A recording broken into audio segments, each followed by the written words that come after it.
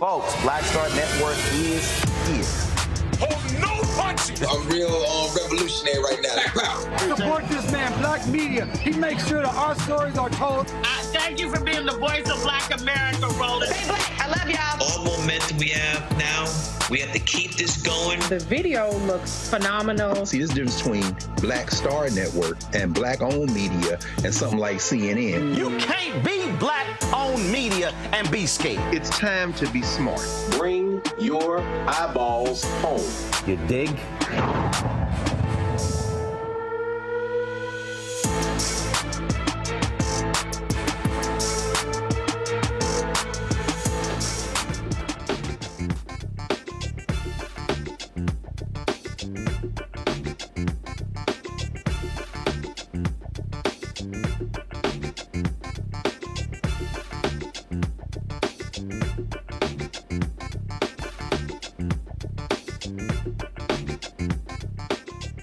Today is Thursday, May 2nd, 2024. Coming up on Roland Martin Unfiltered, streaming live on the Black Star Network. Reverend Dr. Bishop William Barber is going to be joining us to talk about the Poor People's Campaign's Mass Poor People and Low-Wage Workers Assembly and Moral March happening in Washington, D.C. next month. Also, as Louisiana fights for a second predominantly voting congressional district, the state Supreme Court has given the green light for white citizens in Baton Rouge to create their own city. Yep, segregating Baton Rouge. Activist Gary Chambers will join us to explain. Vogue hope in Haiti seems to be dwindling as violent gangs initiate new attacks on the capital city, while infighting over the Transitional Council's leadership continues. The executive director of the Black Alliance for Just Immigration will join us regarding this issue. Plus, millions of households could have bigger internet bills or no internet service at all if a federal broadband subsidy program that they're enrolled in runs out of money. We'll talk to Baltimore City's Director of Broadband and Digital Equity. Also, folks, we'll, of course, continue focusing on what's happening with the student protests all across the country. It's time to bring the funk. I'm Roland Martin Unfiltered on the Black Star Network. Let's go. He's got whatever the miss, he's on it. Whatever it is, he's got the scoop, the fact, the find. And when it breaks, he's right on time. And it's rolling. Best believe he's knowing.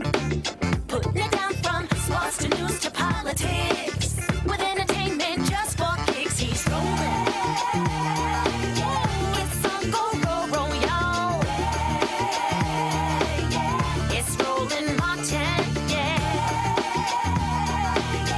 Rolling with rolling now.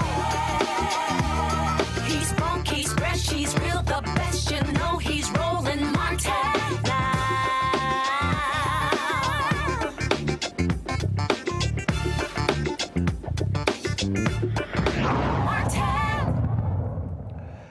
The Poor People's Campaign is in the middle of a 40-week operation to mobilize and organize folks across this nation. Bishop William Barber says the campaign hopes that 7,000 volunteers will mobilize some 15 million low-income and poor voters nationwide for this year's election. The Mass Poor People's and Low-Wage Workers Assembly and Moral March in Washington, D.C. will take place on Saturday, June 29th. Joining us right now is Reverend Dr. William Barber, who is the president and senior lecturer of repairs of the breach. Reverend Barber, for the last 3 years, you have been trying to get President Joe Biden to meet with you and affected workers. You met with Vice President Harris. The White House would love for you to meet with the president alone, but you made it clear that you're not interested in going to the White House for a one-on-one meeting, that he needs to meet with and talk with across the table from affected workers. Explain to people why that's your position. Well, leadership should always be about who you bring through the door, Roland. You and I talk about this all the time, not just going through the door yourselves. And the other reason is we need to put a face on these poor and low-wage workers, 52 million of them who make less than $15 an hour. There's not a county or city in this country where you can work a minimum wage job and afford a basic two-bedroom apartment. And poor people are dying at a rate of 800 people a day, 295,000 a year. It would take 600 years of funerals going every day of every year for 600 years to go to the number of funerals that will happen because of poverty in just 1 year. The president has an opportunity to bring folk like that to the White House. Many who supported his push for $15 an hour in union, and economists and moral leaders to put this as a front issue in this campaign. And then call on the Senate to vote in committee and then out of committee, the bill that Sanders has put forth, $17 in a union, pass it and push it to the House and let Johnson and them do what he does. He says his House speakership is going to be saved by Democrats. Well, let's see if he would support living wages for all people, not just Democrats, but Republicans, independents, black, white, whoever. And then if folk don't do that, you can say, this is the difference between us and them. In the next election, give us a majority, this is what we're going to do. If you give other folk a majority, this is what they're not going to do. So we've always been about, Roland, we have to put a face on this issue. And what would be better than to have 5 or 10 poor, low-wage workers from North, East, West, and South, a couple of renowned economists, some moral leaders and union leaders in the room. Let them talk with the president in the Oval Office and then come out and talk about why this issue, living wages and addressing poverty, ought to be at the center of our political discussions. Because the truth is, Roland, last time we had 15 presidential debates and not one of them talked about poverty and low wages that affects 135 million people in this country, 58% of black people and over 30% of whites.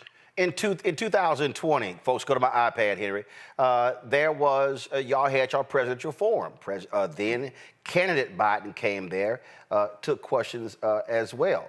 And the point that you just made, the reason that is so critically important is because the bottom line is these are working people. This is the working poor. These are the people who were on the front lines during COVID. These are the people who got us through COVID, who were at grocery stores, they were picking up the trash, they were working security, all of those jobs. And the problem in this country is that all you often hear is middle class, middle class, middle class, middle class, middle class, middle class, middle class, middle class, and folk are afraid to even say the word poor. And so fine, if you don't want to say poor, fine, say low income. And when you talk about put a face on it, That's literally what Dr. King said in 1968, which is why they had the original Poor People's Campaign said, we need to put a face on poverty so members of Congress can see what poor people look like. That's right. And what they will see is that, yes, disproportionately black people are poor and low wage, but there are 40 million more poor and low wage white people than there are black. What they will see is 1/3 of all poor people live in the South and 1/3 of all white poor people live in the South. What they will see is that these people come in every race, creed, and color, but they will also see something else, Roland. And this is why when they came to us in 2020, all of the candidates said they were going to put this issue out front. They were going to make sure the debates reflected this. Well, that didn't happen. And then we had one vote on living wages. 8 Democrats and 49 Republicans joined together to block 52 million Americans coming out of poverty, and 43%, Roland, of all black people would have come up out of poverty if one bill had been passed. But here's the thing.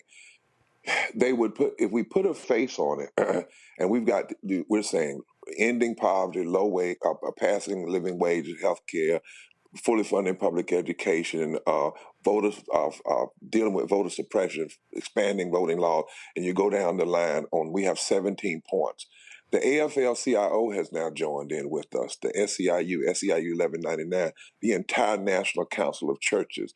This is a massive group of folk that are trying to say, don't let this election be about innuendos and what color somebody's hair is and where somebody's sitting in a courtroom. Let's not let the last image of people coming to D.C. be an insurrection.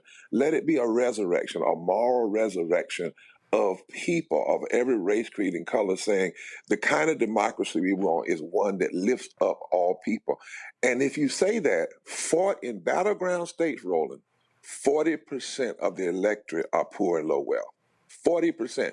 In every state where the margin of victory was only 3%, except in Texas where it was 5%. Poor people make up 36 to 42% of the electorate.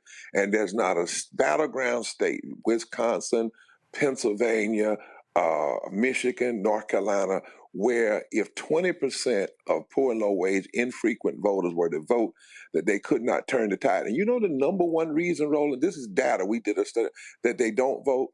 Nobody talks to them.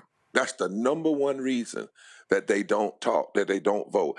In Pennsylvania, Michigan, and Wisconsin, and North Carolina last time, the margin of victory total was 270,000 votes. The number of poor and low-wage voters infrequent that could vote is 4.3 million. 4.3 million. So anybody not talking to these voters is engaged in a kind of political suicide. So Linda Lake, who's an outstanding pollster, and Cornell Belcher have all said this is the block that you must touch, but you can't touch them if you don't even talk to them and sit with them. On Monday, Vice President Kamala Harris was in Atlanta, and it was the first stop on their economic opportunity tour. And I had a conversation with her folks before, and I said, listen, she has to speak to low-income working poor, because the conversation just can't be about African-American businesses, startups, African-American in contracts. I said, we got to speak to all levels. I said, because, listen, I own a business. Right. My brother owns a business. My sister and her husband, they own a business. But I have 2 other sisters who don't. I've got nieces and nephews. I've got cousins. I got folk who are working poor. And so the conversation has to be broadened. And you're right, by speaking to those folk, because let's be real clear, Republicans ain't speaking to them. You got Republicans who are trying to cut SNAP benefits. They're sitting here trying to, look, we know what happened after COVID. They cut unemployment insurance. People like Sarah Lindsey Graham said folk were making too much money on unemployment. Let's get them back to work. Well, hell, if they were making too much money on unemployment, it's clear they were not making enough money on their regular job.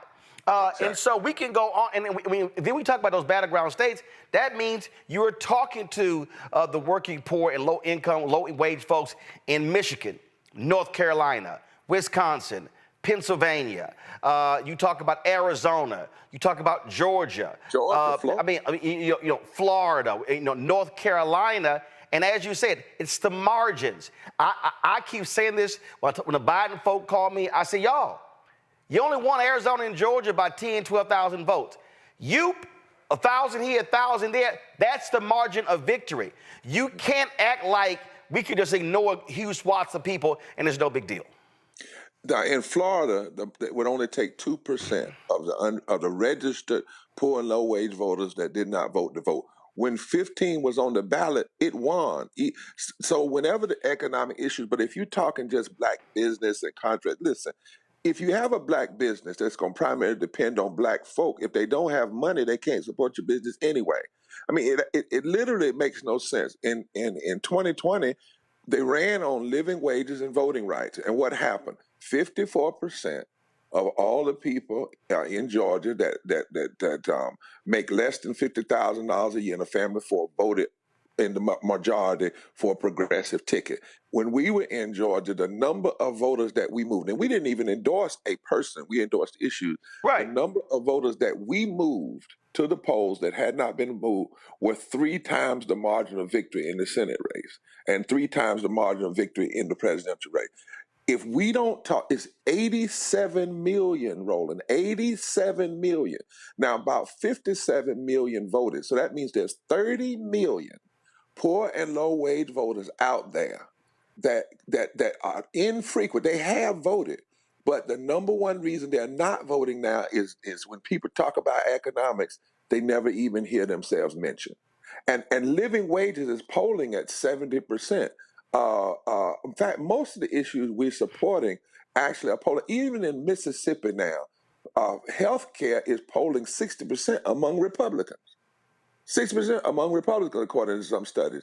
And so we should be talking to ourselves, talking to this swath. And then lastly, how can you say you care about people dying if 295,000 people are dying here from reversible, unavoidable, abolishable poverty, and you decide you're not going to address that? When COVID got to 500 people a day dying, we said it was a crisis. Well, 800 people are dying a day from poverty. It should be a crisis. It should be at the top of the ticket as a concern. Questions from my panel. We have Dr. Greg Carr, Department of Afro-American Studies at Howard University, Reese Colbert, host of our own show on Sirius XM Radio. Glad to have both of you here. Reese, you first. Dr. Reverend Barber, it's always a pleasure to be in conversation with you. Have you seen any appetite? I know that there was a discussion a while back about reviving the child tax credit. Is that something that you have been pushing for, your organization has been pushing for on a bipartisan basis? Indeed.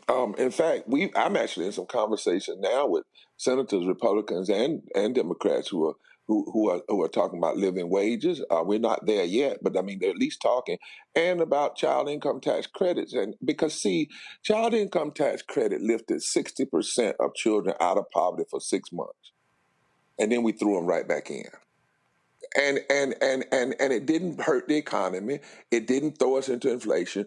Child income tax credit, earned income tax credit. And by the way, even Ronald Reagan supported this kind of stuff. I mean, living wages, and you take child income tax credit, that's 6% of children coming out of poverty. Then you do living wages, that's 52 million people coming out of poverty making living wages, and it would pump $330 billion into the economy, which would be income that would be turned over, creating jobs and all of those things. We're hustling backwards. 51% of all our children are poor and low wealth. Why wouldn't we keep child income tax credit and earned income tax credit? That's why we're having this mass poor people's low-wage workers assembly moral march on Washington on June 29th, 10 o'clock on Pennsylvania Avenue. It's going to be massive. It's going to be multiracial. It's going to be thousands of people. But we're not doing it just to have a march. It is to put these issues at the center before both presidential conventions, demand that they be addressed, and say, if you want these votes, speak to these people. And then after the march, we're going to continue our work to touch 15 million poor and low-wage voters. And we're saying to them, you have to vote your principles and issues and not just vote for personality, because that's really what on. But you're exactly right, my sister. Child income tax credit, earned income tax credit, social safety nets. You know, there are about 8 pieces of legislation. I said to Roland one day, Roland, if you could pass 8 pieces of legislation and virtually end poverty, don't you think that would be something to do in a democracy like ours? Well, that's where we are now. We could actually abolish almost all poverty with about 8 pieces of legislation that actually wouldn't diminish the country, wouldn't add to the debt. It would actually add to the bottom line and increase the economic vitality of the nation. Greg Carr. Thank you, Roland. And it's always good to hear your voice, Brother Barber. And we'll see you, God willing, in June. See you next month. I want to ask you a kind of global question. It's not fair, but I'm going to ask it to you anyway because I don't know anybody better prepared to answer it. What's the old saying? History doesn't repeat itself, but it often rhymes. Thinking about another poor people's campaign, another deeply unpopular international conflict with the United States at the center. Thinking about student movements all over the country, but I'm thinking, of course, about 1968. I'm wondering if you have any thoughts about how this convergence of U.S. foreign policy that has led to over 2,000 arrests on college campuses around the country, and unlike 1968, where you had a president like Johnson who was actually would say poor and would put together a quote-unquote war on poverty, do you have any thoughts about the trajectory of how the Democratic Party's very milquetoast and tepid engagement with the poor might be because they're trying to shave a few more votes off and they're trying to stay out of this Palestinian conflict, but how ultimately the moral stand that you have always taken and those of us who support you and who surround you always agree with, how that might complicate politics for the Democrats and perhaps cause them to be even more timid as it relates to domestic policy and what we can do about that kind of thing. Well, it does complicate it, make it timid if you try to look at it from the normal left versus right, Republican versus Democratic politics. But there are moments in history, not only do histories rhyme, history calls you to rise, and you have to rise to a moral concern. And so right now in this moment, when I see young folk who engaged in nonviolence, I'm not talking about folk that are tearing things down and trying to hurt people that may be infiltrated, but I'm talking about nonviolent civil disobedience and engage. At the heart of that, and at the heart of protest, they're talking about we don't want to see continual unnecessary killing of people, innocent people, and poverty. I mean, at the heart of it all. Now, what I've been saying to folk is if that's your moral perspective, then you have to be concerned. You have to cry out against what's happened, what Hamas did. You have to cry out what Netanyahu is doing and that history that goes along with it and the massive unnecessary killing of Palestinian people. You have to cry out against what happened in the Congo, over 6 million, Sudan. You know, we have to cry out all this massive death because of poverty in this country. You have to cry out against the continuous violations against Native people in this country, and you have to have a moral framing that says at the end of the day, we are against death by policy, death by war, death by genocide, death by murder. And if that's the cry, then no politician should shy away from it.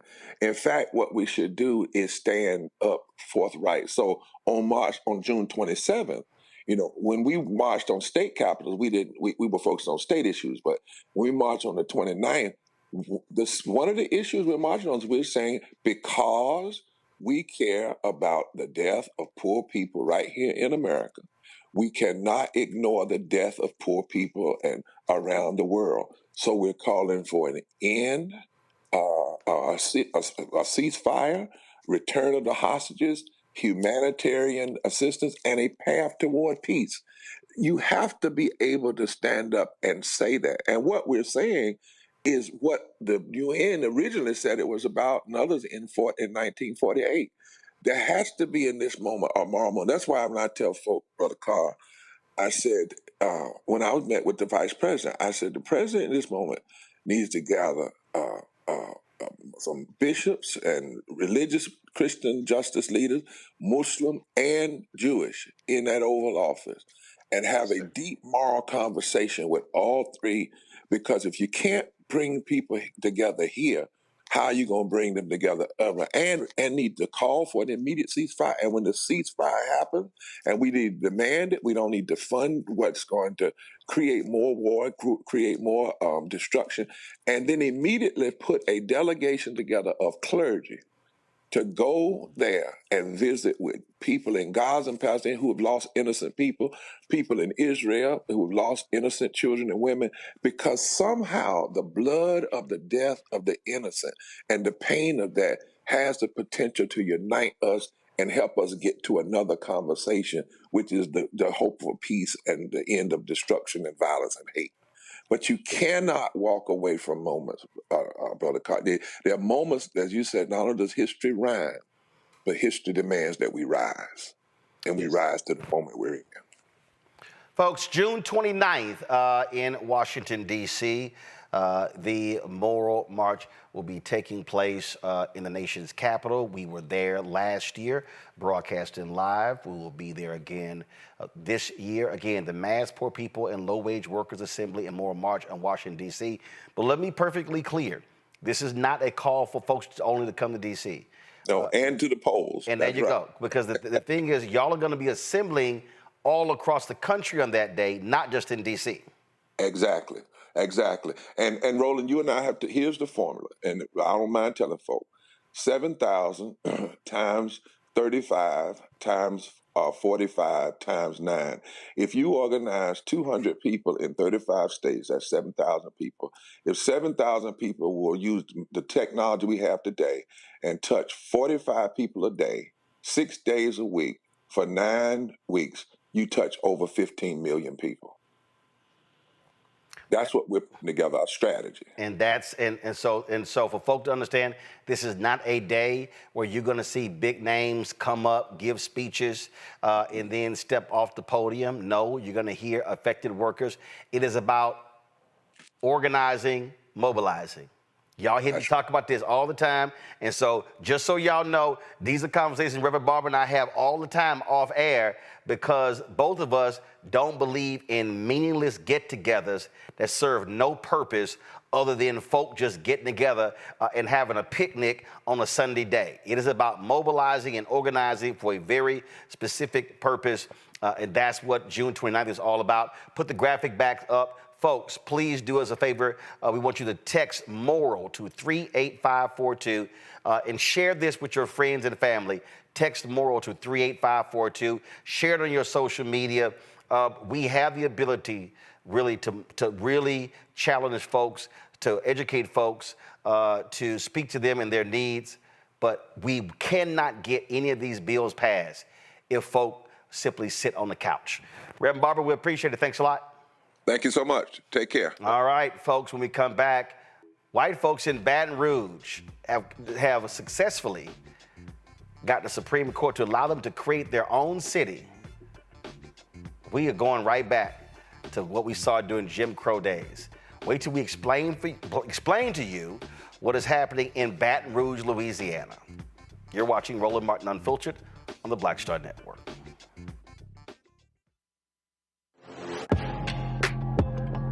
A lot of y'all have been asking me about the pocket squares that we have available on our website. You see me rocking the Shibori pocket square right here. It's all about looking different. And look, summertime is coming up. Y'all know, I keep trying to tell fellas, change your look, please. You can't wear athletic shoes every damn wear. So if you're putting on linen suits, if you're putting on some summer suits, have a whole different look. The reason I like this particular pocket square, the Shibori, is because it's sort of like a flower and looks pretty cool here versus the traditional boring silk pocket squares. But also I like being a little different as well. So this is why we have these custom-made feather pocket squares on the website as well. My sister actually designed these after a few years ago. I was in this battle with Steve Harvey at Essence, and I saw this at a St. Jude fundraiser. I saw this feather pocket square, and I said, well, I got some ideas. So I hit her, and she sent me about 30 different ones. And so this completely changes your look. Now, some of you men out there, I had some dudes say, oh, man, I can't wear that. Well, if you ain't got swagger, that's not my problem. But if you're looking for something different to spruce up your look, fellas, ladies, if y'all looking to get your man a good gift, I've run into brothers all across the country with the feather pocket squares saying, see, check mine out. And so it's always good to see them. And so this is what you do. Go to RolandSMartin.com/pocket squares. You can order Shibori pocket squares or the custom-made pocket squares. Now, for the Shiboris, we're out of a lot of the different colors, and I think we're down to about 200 or 300. So you want to get your order in as soon as you can, because here's what happened. I got these several years ago, and the Japanese company signed a deal with another company, and I bought them before they signed that deal, and so I can't get access to any more from the company in Japan that makes them. And so get yours now. So come summertime, when I see y'all at Essence, y'all could be looking fly with the Shibori pocket square or the custom-made pocket square. Again, RolandSMartin.com/pocket squares. Go there now.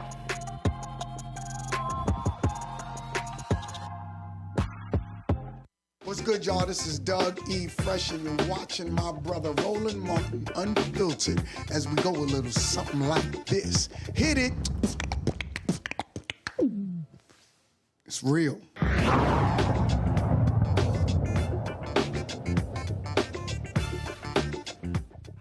2024, guess what? In Louisiana, the state Supreme Court there is allowing a largely white community to break apart and separate from the city of Baton Rouge to create their own city. This has been a 6-year effort by folks there. On Friday, the Supreme Court granted the formation of the predominantly white city of St. George, which will be separate from Baton Rouge. The ruling is sparking concerns about segregation. Activist Gary Chambers posted a video talking about this here. He joins us now from Baton Rouge. Gary, glad to have you here. You made clear, Gary, that this was a very organized effort by a handful of people with a lot of money to achieve the creation of their own city. Walk folks through how this happened. So, Roland, we have a man named Norman Browning who organizes a group of about 10 people that decide they want a new school district because they don't want their kids to go to the schools of Baton Rouge. Keep in mind, Baton Rouge is the city that had the longest desegregation lawsuit in America. We didn't finish that lawsuit until the 90s. And so when you look at the conversation around people wanting a new school district, these are people who ultimately don't want their kids to go to school with black kids. Currently, the school district in Baton Rouge is 80% black, even though the city is 56% black. So white parents in Baton Rouge right now, for the most part, do not send their kids to public schools in Baton Rouge.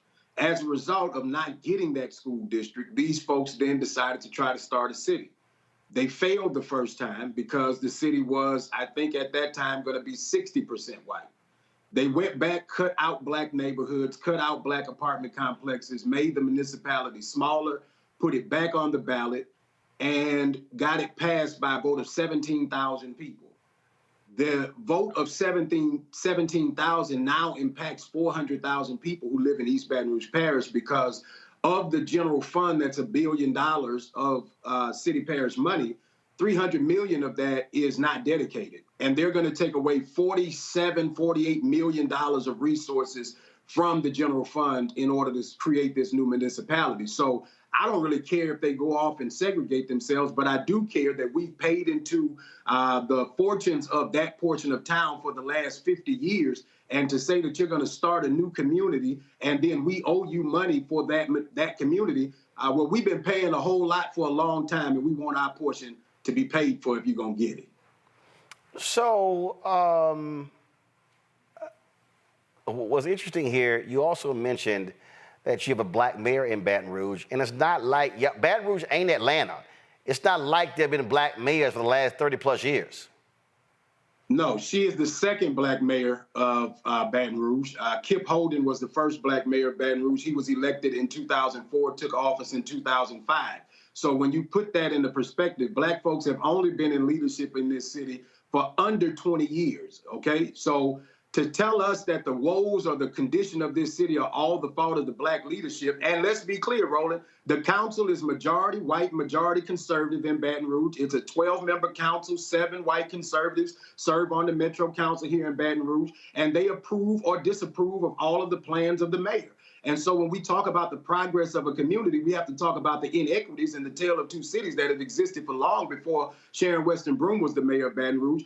We have to talk about how we've invested in South Baton Rouge, the portion of town that is segregating themselves away, and to the demise of North Baton Rouge, actually. And so if we don't have honest conversations about how we got here, then we can't have an honest conversation about how we move forward. And the truth is, when people talk about this unity and why do we talk about race, this is why we talk about race, because people are literally segregating their children, segregating the city, and then taking away resources from our community. And to be clear, 50 years ago, when black people were becoming the majority or growing in population in Baton Rouge, they changed us to a consolidated form of government, which was we won't just have a city, we'll have a city and a county. So Mayor Broome is the mayor of the city of Baton Rouge and the parish president of the parish of East Baton Rouge. And so we have a council that is convened that represents the entirety of the parish, but white communities continue to segregate themselves off when they realize that black leadership is going to be in charge for the future of this community. I saw there was a state representative who's looking to have this Supreme Court decision reheard or try to have them do it again? President of the City Council, Lamont Cole, Mayor Pro Tem Lamont Cole, is challenging to have them rehear it. There are certain aspects that the justices did not consider. One of the things the Chief Justice of the Supreme Court, who is a conservative, wrote a dissenting opinion and said that this was a decision masquerading as a ruse of a decision, and said that that was a deficient argument put forth because they couldn't even prove that they were going to pay for the services of the city. They have proposed that it's going to cost them $47 million to run a city of 80,000 people, and they're going to privatize every aspect of the services of the city. They don't even have a plan for policing, Roland. They plan to just take the sheriff's department and just give them $4 million and hope that that covers the bill. Wow. Questions from our panel. Greg Carr. Thank you, Roland. It's always good to see you, Brother Chambers.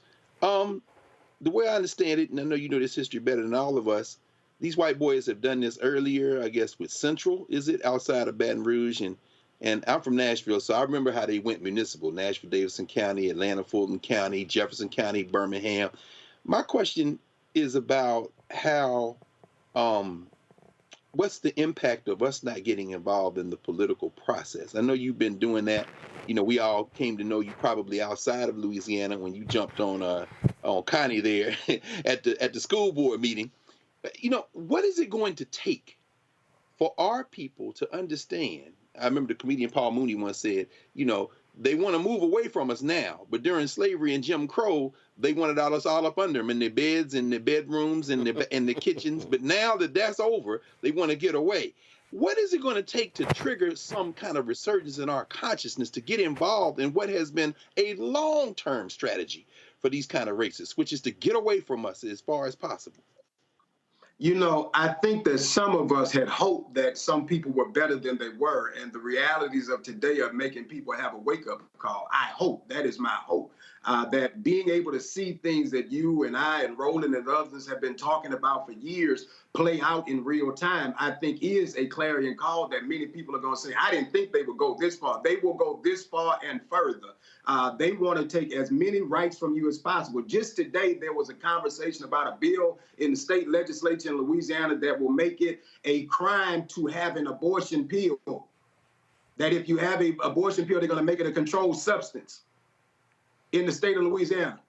That if you have a person is found with pills that induce an abortion, that you would be considered to have a controlled substance in the state of Louisiana. These people will go to the pits of hell to strip your rights away from you in every aspect, whether you are a man, if you're a black man, black woman, or if you're a woman in general, they will go to the pits of hell to strip your rights away from you. Yes, sir. Thank you. Reese. Mr. Chambers, it's always good to see you out here on the front lines. My question, to your point about the composition of the leadership in Baton Rouge, Can you explain how this new segregated city, does this just siphon off resources from a black city while still keeping white overseers in place in Baton Rouge, or will this actually empower more black residents to take back more power in the city and possibly change the composition of the way the leadership is structured right now? So because we have a consolidated form of government and a gerrymandered map, we currently don't have the potential for black leadership to be able to run the entirety of the community. The gerrymandered map is the problem right now. There's conversation to challenge that even in the courts to make sure that the city council gets a fair map in Louisiana, because every map that's been drawn in the state has been ruled unconstitutional, in my opinion. If you rule the congressional maps and the legislative maps to be unconstitutional, then you got to know that the city council maps in the blackest cities are unconstitutional as well. And so when you look at that, that's the challenge for us, that we have built these communities for the last 50 years with the tax dollars of black folks that in the northern portion of the parish, seeing divestment in our communities. And now these people want to take their toys and go home. There's a new exit off the interstate that Mayor Sharon Weston Broome approved for the people that live in this portion of town. But you say that she hadn't done anything for your side of town. Folks in North Baton Rouge would challenge and say that we want more done in North Baton Rouge. And so we have seen the rise of that side of town by the expenses of all of us. And so what we are saying now is you can't then get resources from us and bleed us dry and then go and prosper with all that we built. And so we've got to have a position of protecting what is for the citizens of Baton Rouge. If they want to start their own city, start it from scratch. Y'all so damn bad. Well, I know that's right. So it looked, the shenanigans continue. Monday, Baton Rouge Mayor Sharon Weston will be joining us on the show. Gary, keep up the battle, keep fighting, and we'll keep elevating it and keeping an eye on it, because I keep telling folk, if you don't have black-owned media, it's a lot of stuff that will get done, and nobody will ever know about it until it's too late. Thank you so much, Roland. We really appreciate you. All right. Thanks a bunch. Appreciate it. All right, folks, going to a break. When we come back, lots more to talk about, including a broadband bill that needs to get passed. Otherwise, folks may be losing access very soon. So we'll be chatting about that coming up on Roland Martin Unfiltered. Also, folks, support us in what we do. Our goal is to get 20,000 of our fans contributing on average $50 each. That's $4.19 a month, 13 cents a day. Join our Bring the Funk fan club. I went to the mailbox today, and I appreciate all of y'all. So just understand, I know I love my people who don't believe in technology. They like, look, we gonna still support the show. Now I gotta sit here and open every envelope and do what we gotta do. So a bunch of y'all, so this is the mail over the last 2 weeks. These are money orders and checks right here, so I appreciate it. For those of you who want to support us electronically, we got all the ways to do it. And again, I told y'all just a couple days ago, Byron Allen's The Griot axed all of their shows except one. All of them. So Mark Lamont Hill's Daily Show, gone. Ebony Williams' Daily Show, gone. I think Natasha Alford had a show, gone. The only show they kept was Torre's, entertainment show. That's the only one they kept. So ain't nobody else doing what we do. Nobody, y'all. So if you want daily news, you got to depend upon mainstream media, white digital outlets that barely employ any of us. And so what we're doing here, this is black owned. This is black operated. This is us speaking truth to power and covering the stuff that matters to us. And so your support is critical. And I'm telling y'all, I'm meeting with all these agencies. We've had some great meetings with Publicis. I'm waiting to see if we get any advertising money from it. We've been meeting with Group M, trying to meet with their chief investment officers so we can show them what we can do. We've been sitting here talking to OMD. We need to meet with their chief investment officer team, waiting to hear back from him. Havas, we ain't even heard from Havas. We emailed them 3 months ago. We haven't heard from them. Magna, IPG, we're talking to them as well. And so, y'all, these are the people that control the nearly $400 billion in advertising every single year. And black-owned media is getting 1% or less of that money. And we started the Black-Owned Media Collective in 2021. And there's some other black folks who got some money. They did. They're out there fighting.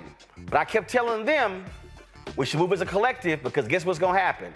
If they isolate us, they're going to start pulling back. And you know what happened in the end of 2023? The money starts softening. I've heard from other black-owned media outlets, major black-owned media companies, of the softening of the market. You know why? Because all those George Floyd commitments, they were like, all right, yeah, we good. So here we are this month, 4 years after his death, and these companies, and I warned everybody this was going to happen. I warned them. And so we're trying to build something here. We're trying to build multiple shows. We're trying to have more hours of news, but you cannot do it, y'all, without money. You can't do it without resources. I don't care what you say. Y'all can holler, pull yourself up by your bootstraps. Y'all can holler all that stuff you want to. But a lot of y'all who say that, y'all ain't paid no bills. You ain't made no payroll payments. None of that sort of stuff.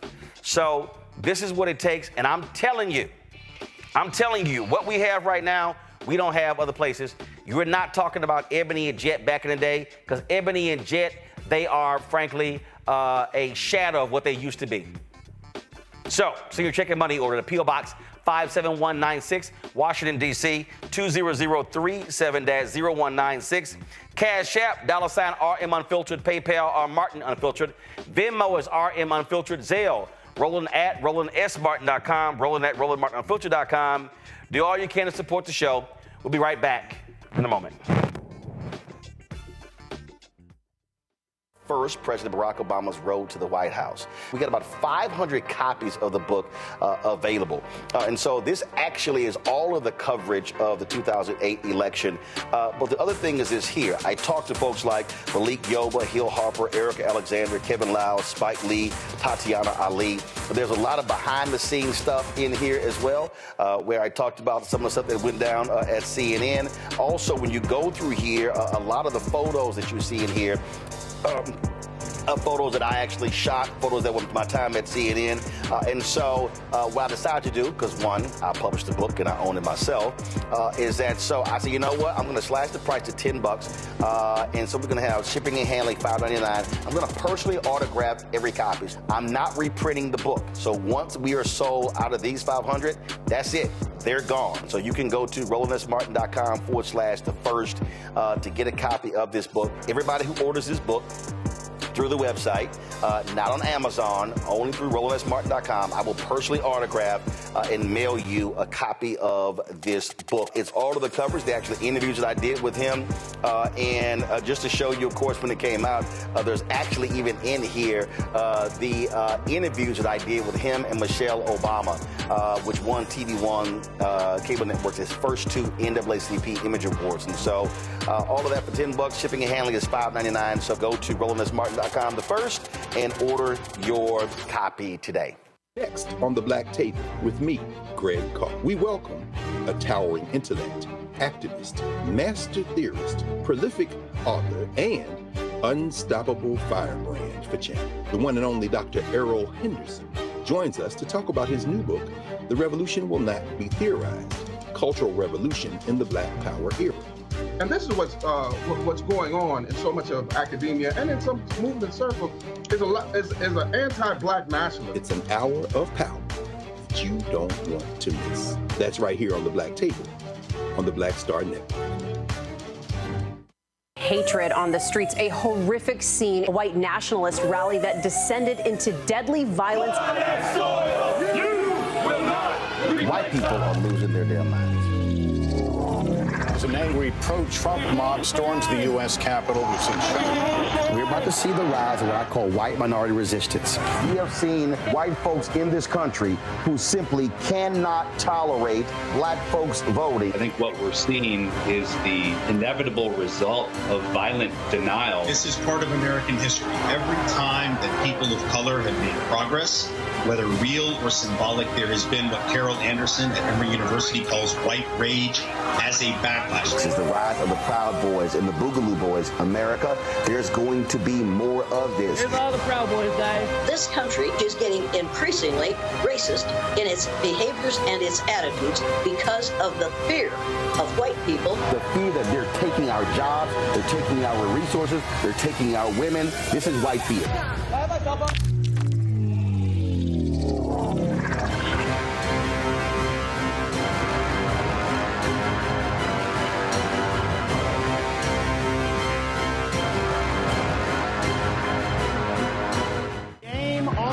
State of the Union 2024, huge night for President Joe Biden. This was a CVS receipts type of night. He dragged the hell out of the Supreme Court. And he said, y'all gonna see the power of women. Trump's brain is melting as we speak. We want to organize from a place of strength. There's no confusion whatsoever about what they've done and what they plan to do. What Donald Trump is doing is presenting a fallacy. He is convincing them that he's all in it for them, when in fact he's all in it for himself. We do not feel Joe Biden, in spite of the success that have taken place during this administration economically. There are too many things where we do not feel like he's had our back. You should also be investing in the barbershops and the beauty salons and the hookah bars and the folks who are going to the club, and there's a way to actually get them registered because we've done it before. But if you don't have folks who understand that dynamic, then you're missing a big opportunity. So we said we just celebrated. For what? Why don't you go to Selma to celebrate rather than recommit yourself to the fight if the very thing we went to celebrate has been gutted? Republicans did not support a lot of the bills that were necessary to keep the country fluid. You can't only love your country when you win, right? Oh, no. You guys don't want another $2 trillion tax cut? This was absolutely the knockdown, drag out that we were really waiting to see. Black voters are the base. They're the most important base of the Democratic Party. There was very few language in this speech. At the time, we see an attack on black history, attack on DEI. The end of the BLM racial reckoning thing has come to a complete end because there was nothing in this speech for that. Our movement has never been grounded in two-party politics in this country. All of our movements ultimately get co-opted by a state that is anti-black. They called the old because they knew the way, and they called the young because they were strong. And I believe there is a good combination of that. But we can have ideas and we can have visions and dreams, but we have to have our young people also working beside us because they are strong and they will run that race and they will run it to the end. Activists, organizers, and young people have been pushing this administration to be on the right side of history and to do something about the issues that they care about. While the Ukraine and Palestine are critical issues, they are not the only global issues. Not a single black person who should ever let it come out their mouth that I'm tired. Because there is somebody else who came before us who didn't stop fighting.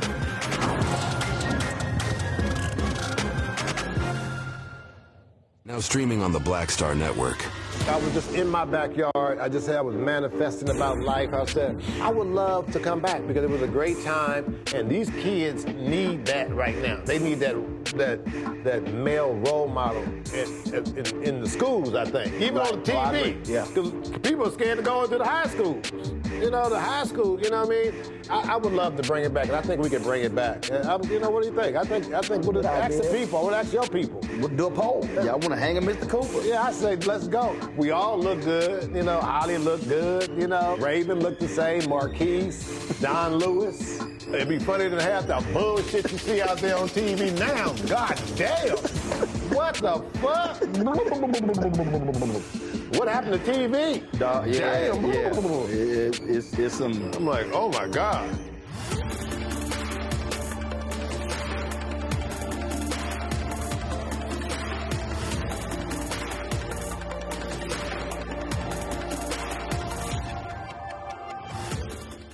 Hello, I'm Jamia Pugh. I am from Coatesville, Pennsylvania, just an hour right outside of Philadelphia. My name is Jasmine Pugh. I'm also from Coatesville, Pennsylvania. You are watching Roland Martin Unfiltered. Stay right here.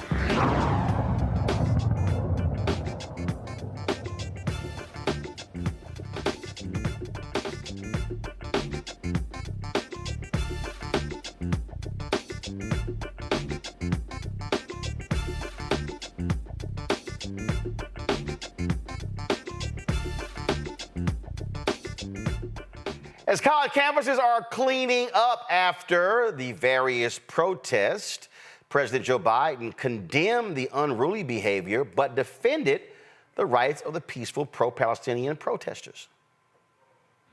We've all seen the images, and they put to the test two fundamental American principles. Excuse me. The first is the right to free speech and for people to peacefully assemble and make their voices heard. The second is the rule of law. Both must be upheld. We are not an authoritarian nation where we silence people or squash dissent. The American people are heard. In fact, peaceful protest is in the best tradition of how Americans respond to consequential issues. But neither are we a lawless country. We are a civil society, and order must prevail. Throughout our history, we've often faced moments like this because we are a big, diverse, free-thinking, and freedom-loving nation. In moments like this, there are always those who rush in to score political points. But this isn't a moment for politics. It's a moment for clarity. So let me be clear. Peaceful protest in America. Violent protest is not protected. Peaceful protest is. It's against the law when violence occurs. Destroying property is not a peaceful protest. It's against the law. Vandalism, trespassing, breaking windows, shutting down campuses, forcing the cancellation of classes and graduations. None of this is a peaceful protest. Threatening people, intimidating people, instilling fear in people is not a peaceful protest. It's against the law. Dissent is essential to democracy, but dissent must never lead to disorder or to denying the rights of others so students can finish the semester and their college education. Look, it's basically a matter of fairness.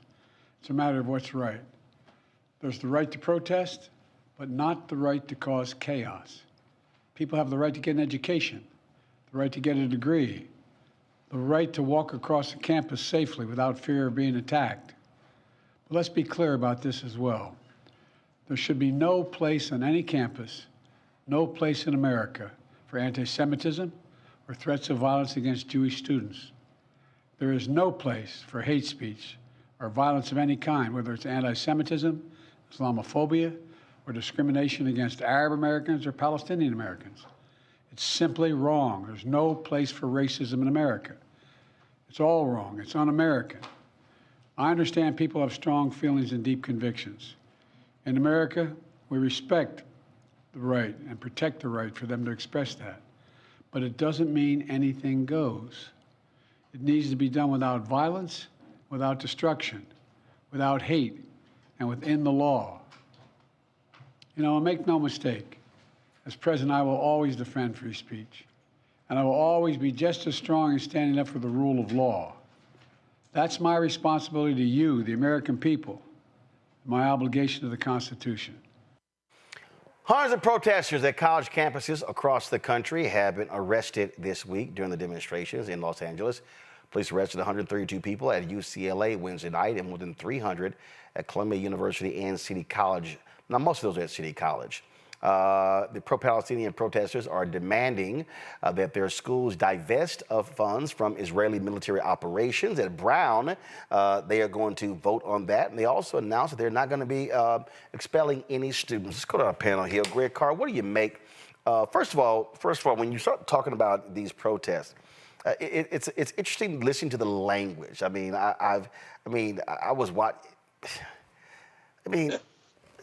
I look at some of these shows and I'm going, are y'all serious? I mean, you have folk who are suggesting that any protest is anti-Semitic. Then you got folks who are trying to compare these protests to January 6th. Idiotic. And then there's this notion that we can't, like you take it even with Columbia. Well, guess what? They were infiltrated, and some of the people who out there protesting weren't even students. I think those details are kind of important. Then you got the NYPD just create lies, okay, shoveling lies out. Then when it gets fact-checked, it's like, oh my goodness. And then I'm gonna pull up in a second as this one dude who just tore apart CNN's Dana Bash for giving a commentary saying, oh, what we're seeing is hearkening back to the 30s in Europe. What the hell are you talking about? Roland, you're right. Of course. Dana Bash, Abby Phillips, they're embarrassing themselves, but I'm sure some of that is coming from the top down. The cops on Morning Joe with a bite lock saying that this is the type of thing that they're using to infiltrate the hall at Columbia. But quite frankly, what we're seeing is, first of all, we know the protests aren't over. The Daily Pennsylvania, and shout out to student journalists. The student journalists on WCKR, which is the Columbia University radio station, who've been reporting. The young people writing for the Daily Pennsylvanian, I've been reading that. They reported today that the University of Pennsylvania, of course, invited the Philadelphia police onto campus. And the Philadelphia police said, yeah, we're assessing this, and it doesn't look like this rises to the level of something we need to intervene on. So they did not come in. Shout out to Eric Adams, the punkish mayor of New York City, who is making sure he will not have a second term by rah-rahing, letting loose these police onto the campus of Columbia. But ultimately, and this is why I asked Reverend Barber what I asked him.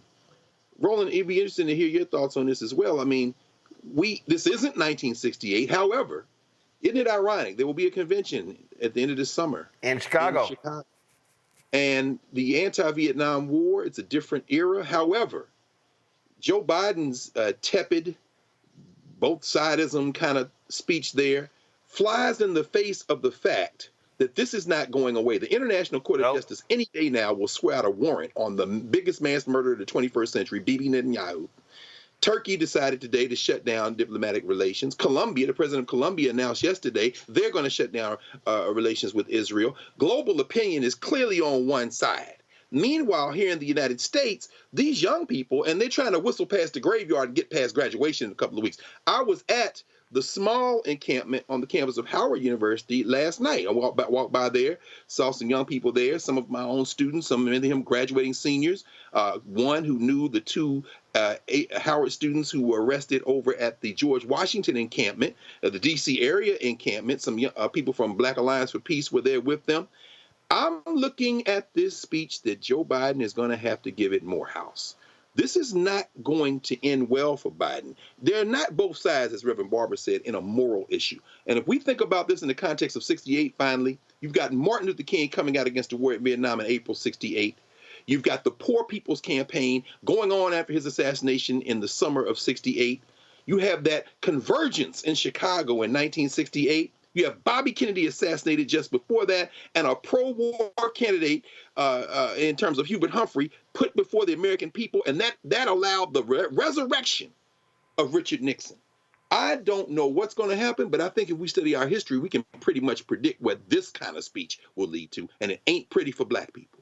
You know, and you know, Reese, again, when I see some of this stuff, I just sort of sit here and I'm going, are some of y'all actually listening to what you're saying? And a lot of this stuff, Reese, is fact-free. A lot of this stuff is just literally, I mean, I listen to some of this and I'm like, oh, so we just gonna make up a lot of this stuff?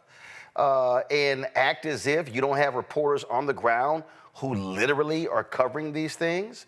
I was talking about this commentary that Dana Bash did at CNN, which was like unhinged. And I'm trying to understand one, she's a political correspondent. Two, she's an anchor. When you listen to this commentary that she gives, how did this get past standards and practices at CNN? I'm gonna play some of this, so check this out. Politics, I'm Dana Bash. We start with destruction, violence, and hate on college campuses across the country. This was the scene just a short while ago at the University of Wisconsin-Madison. Police clashing with protesters. 12 people were arrested. Hours earlier, protests rocked the University of Arizona, where campus police used chemical irritant munitions to remove protesters. Around the same time at UCLA, pro-Israel and pro-Palestinian groups were attacking each other, hurling all kinds. Let me stop right there. First of all, that's a lie. Pro-Israeli protesters attacked pro-Palestinian. The pro-Palestinian protesters were defending themselves. The video is undeniable. They were not attacking each other. The pro-Palestinian protesters were defending themselves after they were attacked by the pro-Israel demonstrators. That's called a fact, and it shouldn't be confused. Okay, go back to it. Objects, a wood pallet, fireworks, parking cones, even a scooter. And before that, the NYPD was able to clear Columbia University after protesters barricaded themselves inside a campus building. 300 people were arrested at Columbia and City College of New York. See right here. So let me show you what they just did there. You're discussing Columbia, saying protesters barricaded themselves. Now we know that it actually were outsiders who took over the building. 44 at Columbia. The rest were at City College. Here's the difference. Columbia is a private university. It's a closed campus. City is a public university. It's wide open. But when you put the two together, oh my God, 300 arrests. What sounds different? 300 at Columbia and City College, or 44 at Columbia and more than 250 at City College? But you show video of Columbia. Okay, go ahead. But it is unclear how many were actually students. New York City Mayor Eric Adams warned this morning that professional outside agitators are getting involved. Okay, let's stop right here. So here's a problem when you go on the air, when you say it's unclear how many were outside agitators. So why are you quoting a number? If anybody on my staff says, I think there were 30 people arrested, my first response is, what do you mean I think? What's the number? Well, I read this and it was 18, so where did 30 come from? Well, see what happens when you start asking questions? So when you go on the air and you throw something out there and you don't have the actual information, then I'm sorry, what are you saying? Because she was very clear when she said 300 protesters at Columbia, and then said they were students. Wasn't factual. Let's go. There is a movement to radicalize young people, and I'm not going to wait until it's done and all of a sudden acknowledge the existence of it. This is a global problem that young people are being influenced by those who are professionals at radicalizing our children, and I'm not going to allow that to happen as the mayor of the city of New York. Okay, you mean such as when the NYPD said that there was the wife of a terrorist that was inside one of the buildings at Columbia, and then we later found out that wasn't factual? Gotcha. Okay. Many of these protests started peacefully with legitimate questions about the war. But in many cases, they lost the plot. They're calling for a ceasefire. Well, there was a ceasefire on October 6th, the day before Hamas terrorists brutally murdered more than 1,000 people inside Israel and took hundreds more as hostages. This hour, I'll speak to an American-Israeli family whose son is still held captive by Hamas since that horrifying day that brought us to this moment. You don't hear the pro-Palestinian protesters talking about that. We will. Now, protesting the way the Israeli... Okay, so Dana Bash said you don't hear the pro-Palestinian protesters talking about the hostages. Did y'all hear Dana Bash mention the 30,000 Palestinians killed? I didn't hear that. Okay. She's a liar. Government, the Israeli Prime Minister is prosecuting the retaliatory war against Hamas is one thing. Making Jewish students feel unsafe at their own schools is unacceptable, and it is happening way too much right now. I'm a UCLA student. I deserve to go here. We pay tuition. This is our school, and they're not letting me walk in. My class is over there. I want to use that entrance. Why can't they go? Will you let me go in? This could be over in a second. Just let me and my friends go in. Again. Okay, all right. Here's the problem with that video. Did y'all see all of the students just walking around behind them? He was just right there. Just go right the fuck over there. Again, I want people who are watching, I need you to pay attention when people post stuff like this. There are people just walking behind them, and this dude is standing there. They won't let me go by. So you mean to tell me that on this massive campus, they have a line that stretches all the way over, they're not letting you walk by? And Dana, you actually use that video? Like, really? And you have the other students standing right there who are all quiet. Right. And if y'all see the frame, it's shot vertical, so you only see about 4 or 5 people. You don't even see how long. Y'all, come on now. Now listen to this. You just saw is 2024 in Los Angeles, harkening back to the 1930s in Europe, and I do not say that lightly. Okay, I'm sorry. She just said that what you saw in Los Angeles harkened back to the 1930s in Europe. Okay, let me go back. What happened in Los Angeles? She showed one dude who claims that he couldn't go to his class, but other students were milling on. And then, okay, as I said, the pro-Israeli protesters attacked the Palestinian protesters. So how are you hearkening back to the 1930s? And I don't say it lightly. Well, actually, you do say it lightly. And y'all, this is the problem you're seeing in mainstream media. You see the conflating of things. You see, and then it's like, oh, the pro-Palestinian students, they lost the plot. How? At Brown announced they are going to actually take a vote to divest. And they're not going to penalize the students. Exactly. You leave that out. That's literally a fact. But see, again, no, because see, y'all got to understand, if I come across somebody protesting, the first thing I'm going to say is, why y'all protesting? What are the reasons? But y'all notice, at no point, she mentioned, oh, the war and God. No. The students have, first, at Columbia, they were protesting the opening of a center in Tel Aviv that Palestinian students could not attend. That's a fact. If you go, the original letter they submitted had the details in it. Oh, I'm sorry, details. That's called being a reporter. My bad. What was I thinking? Listen. Fear among Jews in this country is palpable right now. Welcome to Inside Politics. I'm Dana Bash.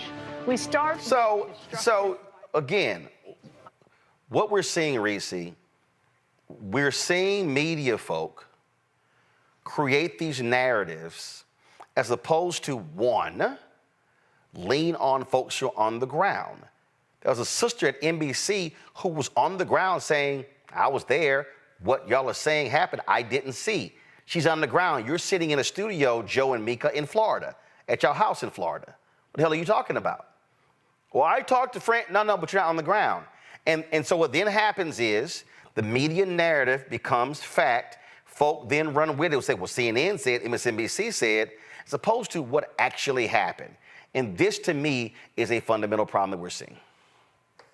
Well, I don't even think it becomes fact. It just further erodes people's trust in the mainstream media. This is why the trust in the media is in the pits, along with trust in Congress and a number of other institutions, because we see propaganda being pushed as though it is news. We see narratives being pushed that do not square with the facts, with what we can see with our own 2 eyes. And I mean, I don't know if people just have lost their damn minds or if they're just depraved individuals. I understand that there's a lot of fear around Trump being reelected, around this potentially hurting President Biden's electoral chances. And so, oh my God forbid anybody protest in favor of humanity, because that could hurt the Democrats. What about the people getting slaughtered? You know what could help the Democrats? Doing the right fucking thing. You know what could help the Democrats? Responding to these protests in a manner that honors the humanity of people and decency. You know what is escalating these protests, escalating the violence? Every single video that you showed, the common denominator was the police fucking with people. If you allow people to sleep in their tents, sit down, sing kumbaya shit, have a human chain, whatever, then they were going about their business. These people are not agitators for the most part. You're agitating them to die on the hill of slaughtering children, of rounding people up, dislocating people, forcing migration within a tiny strip of besieged territory that has been cut off of electricity, of food, of water, of resources, hospitals bombed, all kind of areas desecrated, churches, mosques, everything bombed, and you put them into a slither of land and you carpet bomb them and then you starve them. This is what y'all are defending. There wasn't a ceasefire on October 6th. And I'm not defending in any way, shape, or form what happened on October 7th. I will not defend that. I'm not defending having hostages. But what's the proportionality here where Palestinian lives come into play? How many fucking children have to be slaughtered? We're already at least 14,000. That's not even counting the people that are currently starving to death. And so if you cannot see a reason why there's an outcry to stop that, why there's an outcry to stop billions of dollars going to aid in the slaughter of besieged, helpless people, you've lost the motherfucking plot, not these students. And they can put up whatever person they want. Oh, these bratty entitled children, these woo. We have too much emphasis on decorum in this country, too much emphasis on trying to win elections instead of pushing our politicians to do the right fucking thing. And we have more emphasis on that than we do on watching human carnage being broadcast in front of us over and over and over again. You've lost the fucking plot. If you put more emphasis on what bratty little children are doing and how they doing it than you do on the fact that the bombing and the slaughter and the starvation, the famine and just the carnage needs to stop. Period. Yep. All right, folks. We'll see, because graduation is coming up, and so those will be interesting events ahead. Wait. Can I say one more thing? Because President Biden said that the protests have led to the cancellation of the graduation. No, USC canceled the graduation because they did not want to give a valedictorian who was not who was Arab or Muslim the ability to give her speech. Yep. That is what canceled it, not agitators. Yep, absolutely. All right, folks, going to a break. We come back, we're going to talk about broadband and how a lot of folks may lose access to it because Congress ain't getting their act together. We're going to have a short break. We'll be right back on Roland Martin Unfiltered. Hi, I'm Dr. Jackie of A Balanced Life. Think about the men in your life and ask yourself these questions. Who are their male role models? Who can they turn to for advice to learn about what manhood is all about? On our next show, we talk about why male mentoring is so important to men of all ages. Actor Dondre Whitfield leads an all-star cast and panel to answer these and many other probing questions. A woman can't teach you how to be something that she's not. That's on the next A Balanced Life with Dr. Jackie on Black Star Network. Fanbase is pioneering a new era of social media for the creator economy. This next generation social media app with over 600,000 users is raising $17 million, and now is your chance to invest. For details on how to invest, visit startengine.com/fanbase or scan the QR code. Another way we're giving you the freedom to be you without limits. What's up, everybody? It's your girl, Latasha from the A. And you're watching Roland Martin Unfiltered.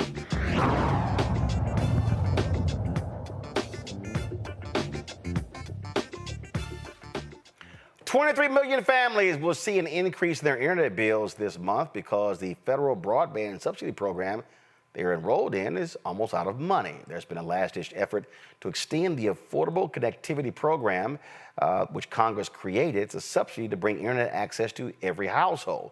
The program, which helps people with limited means pay their broadband bills, is set to expire at the end of May. Kenya Ashley is the Director of Broadband and Digital Equity for the Baltimore City Office of Information and Technology. Glad to have you on the show. So, 23 million folks. Is it a combination of city, rural? Who really is affected? I'll tell you, the folks who are affected are the folks that cannot afford internet. Some of us paying your internet bill, it's one of the many bills you pay every month. But too often, our low-income residents across the country, again, city, rural, it doesn't matter where, at the bottom line is those folks who cannot currently afford their bills are going to be most impacted. And for most of those folks, it breaks down to, do I pay my internet bill this month, or am I paying for transportation costs? It really breaks down to basic needs for some of our lowest income households. So what is the push? I mean, is there a push on Congress to get this done? Yeah, so the House has a bill, House Bill 6929. The Senate has a bill 3565. These bills will reauthorize funding to continue the Affordable Connectivity Program. And what that means is that those households, again, now it's $30 a month. Now, for some folks, they hear $30 a month and they think, is that really a big deal? But when your internet bill is $100 a month, paying just $65 or just $70 makes a huge difference in your budget. That's what we're hearing from our residents. And I'll tell you one more thing, Roland. These are our senior citizens who are already on a fixed income. These are residents who have no other stream of income that rely on, as much as possible, rely on these types of support programs. So what do you want folks out there watching and listening to do? Okay, here's what I want you to do. I want you to contact your congressional representatives, and I want you to tell them to support House Bill, let me say it slow, House Bill 6929 and Senate Bill 3565. It is important for our residents all over the country to be able to participate equally online, especially in light of this is an election year. We want all of our residents to be able to participate in government. Well, it is. Look, it's one of those programs where you got folks who say it's no big deal. The issue that you have in the House, you got Republicans who now control the House. Any bill that deals with money has to start in the House before it goes to the Senate. And so the pressure is really on them to actually get this bill moving. You're right. The pressure is on. But what we can do as voters is push. Because again, for some folks, it's only $30. But when you have to make the hard decision every month for your household, $30 is it's the difference between being able to apply for benefits online, being able to sit online and do a telehealth appointment. It's the difference between going to work at home where you can easily access the job versus having to go in every day. Some of these things we take for granted, but the folks who really need this support, it's a night and day. Absolutely. Kenyon, we appreciate it. Thanks a lot. Thanks for keeping folks updated and informed. Thank you. Have a good one. All right. Take care, folks. Real quick, going to a break. We come back. We're going to talk about Haiti. Also, guess who shows up at a Trump rally? Former Detroit Mayor Kwame Kilpatrick. Yeah. And we'll tell you who he's going to be voting for come November. You're watching Roland Martin Unfiltered on the Black Star Network. When you talk about blackness and what happens in black culture, we're about covering these things that matter to us, speaking to our issues and concerns. This is a genuine people-powered movement. There's a lot of stuff that we're not getting. You get it, and you spread the word. We wish to plead our own cause. Too long have others spoken for us. We cannot tell our own story if we can't pay for it. This is about covering us. Invest in black-owned media. Your dollars matter. We don't have to keep asking them to cover our stuff. So please support us in what we do, folks. We want to hit 2,000 people, $50 this month, raise $100,000. We're behind 100,000, so we want to hit that. Y'all money makes this possible. Checks and money orders go to P.O. Box 57196, Washington, D.C. 20037-0196. The Cash App is $RM Unfiltered. PayPal is R Martin Unfiltered. Venmo is RM Unfiltered. Zelle is Roland at RolandSMartin.com. My name is Lena Charles. and I'm from Opelousas, Louisiana. Yes, that is Zydeco capital of the world. My name is Morgan Chappelle. I'm from Dallas, Texas, representing the Urban Trivia Game. It's me, Sherry Shepherd, and you know what you watch. Roland Martin on Unfiltered.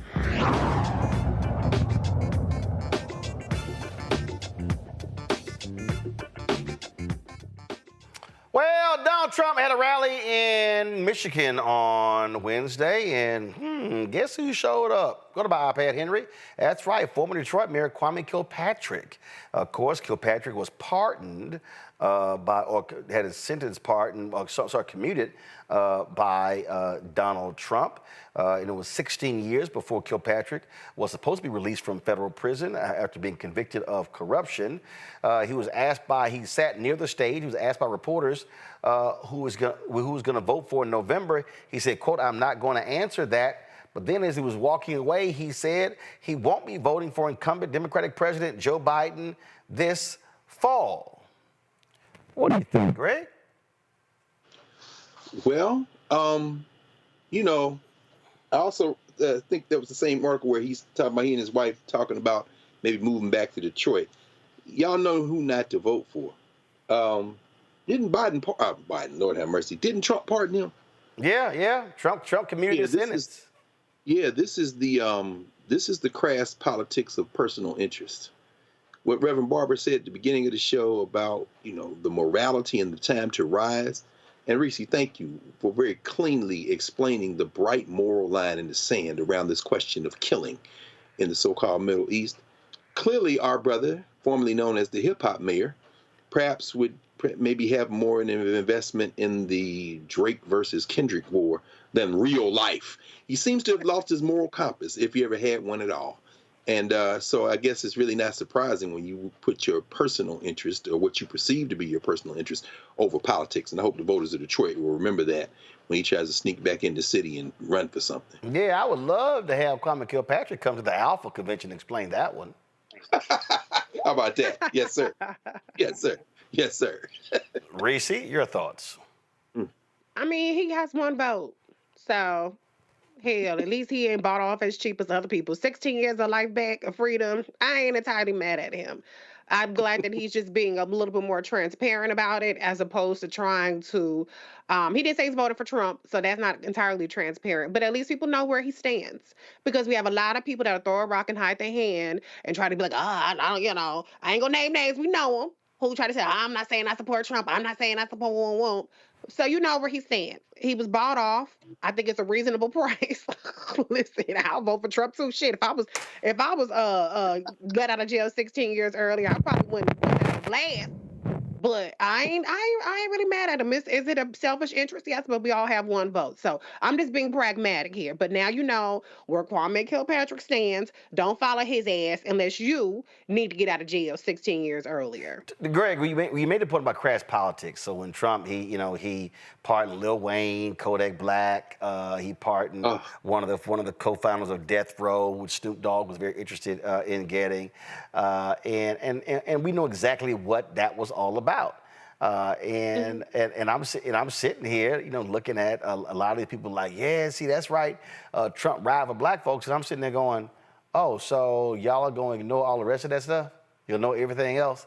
I love how folk just, and then again, when you start talking about facts, in fact, let me see, which phone do I have it on? So the Trump folk, Greg, have been running, let me do this here. Let me put it on this iPad. I got it on one phone. So the Trump folk have been running a radio ad on Detroit radio stations.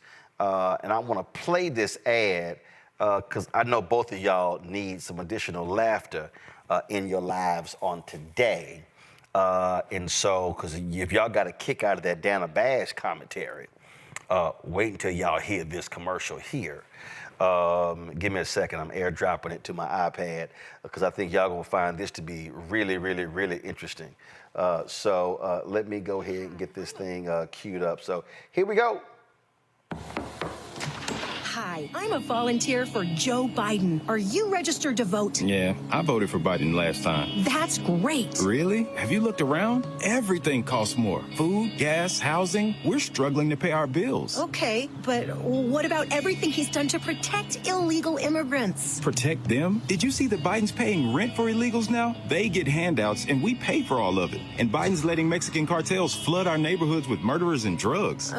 Well, Biden's done a ton to stop transgender discrimination. Transgender discrimination? Stopping men from using girls' bathrooms isn't discrimination. Keeping men out of girls' sports and out of girls' locker rooms is just common sense. So Biden can still count on your vote, right?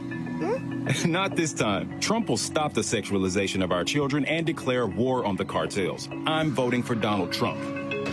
Make America Great Again, Inc. paid for and is responsible for the content of this advertising. Not authorized by any candidate or candidates committee. MegaPack.com. So Trump is going to stop the sexualization of children.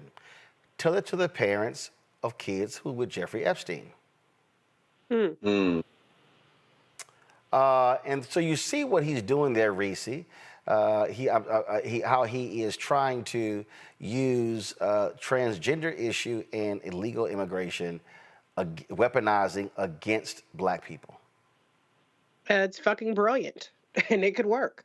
It's unfortunate that you could use such issues like that to distract people from the fact that Trump said he wants to give cops immunity. They can shoot the hell out of black people, stop and frisk, whatever, and there aren't going to be any consequences. About the fact that he wants to strip the same way he wants to get rid of illegals, so-called illegals, he gonna strip your ass of your citizenship too. But it works. There's a reason why he's running these ads and targeting the folks that he's targeting. It aligns with the disinformation campaign that we've seen targeting black people all throughout social media. There are 0% of athletes are trans, but it's one of the main talking points that you hear from Republicans. And it's a talking point that resonates with a lot of black people as well. So it's smart. I mean, I wish the Democrats had some shit like that. I don't know. We don't have nothing. We try to do the right thing, except for on Palestine.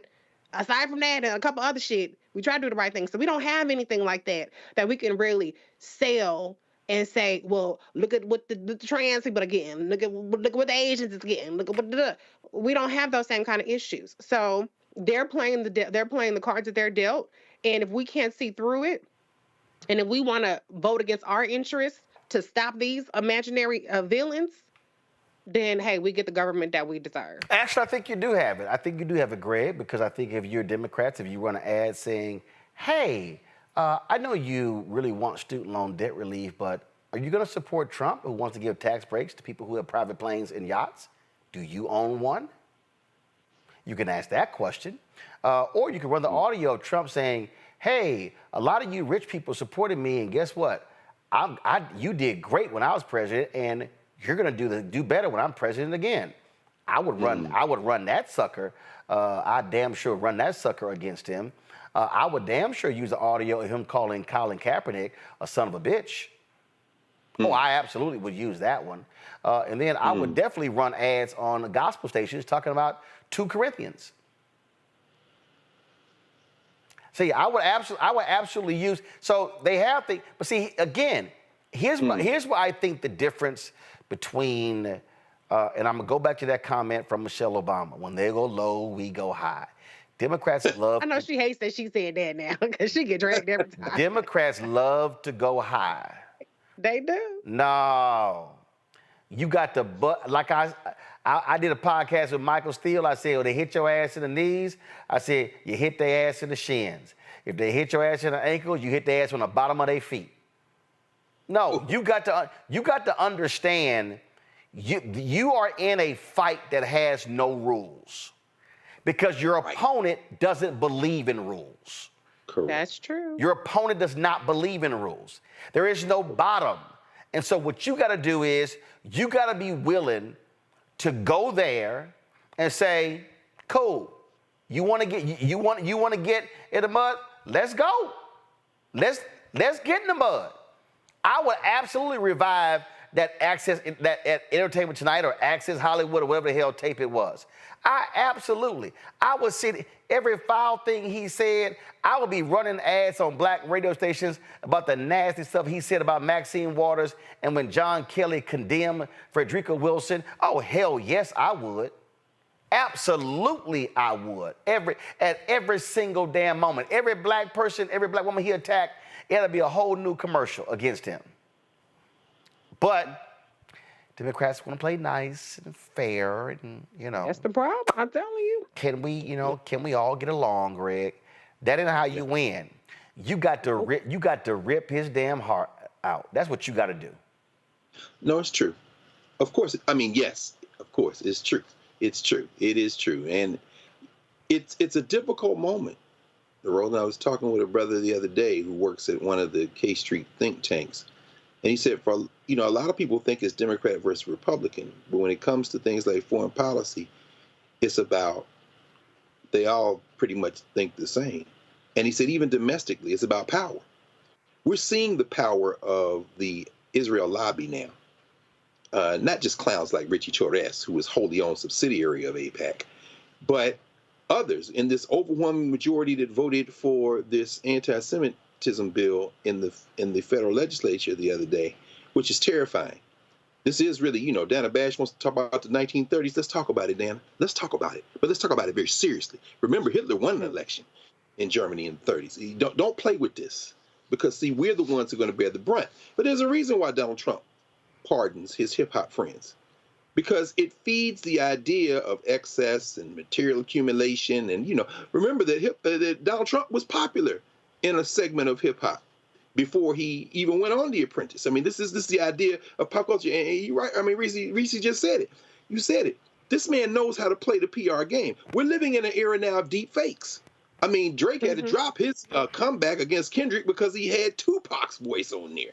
So you can't tell what's real and what's not. Again, that's why journalism is so important right now. But when you start talking about political education, the slow accretive work, what's going on a lot of these college campuses right now, including the one I was on last night, watching these Howard students sit and connect Congo and the Sudan and the fight for 15 and what's going on in Palestine, talking about foreign and domestic policy. That is not the interest of the Democratic Party. The Democratic Party got donors too. And so trying to play this game in a situation where the other side has no rules, they have a bought and paid for Supreme Court that is going to try to push this man past his trial so that he won't be convicted of anything. He can get in and dismiss the federal lawsuit if he can get at it. We have a national military budget swallowing everything whole and pumping, as you said, Reese, billions into an attempt at ethnic cleansing. But our young people and our people generally, you know why they won't fight? When you try to put a message out and say, did you get any money? The billionaires did. It's because in this country, everybody has been brainwashed into thinking that they're going to be a billionaire one day. Exactly. And so the idea is that Donald Trump fights for us, because one day I'm going to be a billionaire, and I don't want those people to take my money either. Meanwhile, you're not even going to be able to tweet that or text that or put it on the gram or put it on TikTok, because your damn internet going to be gone, because you got not two pennies to run together, and they're not going to pass a bill to extend the money that came from the Reconstruction Act so that you can even get on the damn phone to tweet about how you was going to be a billionaire. Propaganda is how fascism maintains and extends its authority. This is what we are facing right now. This, as I said, we know what's going to happen.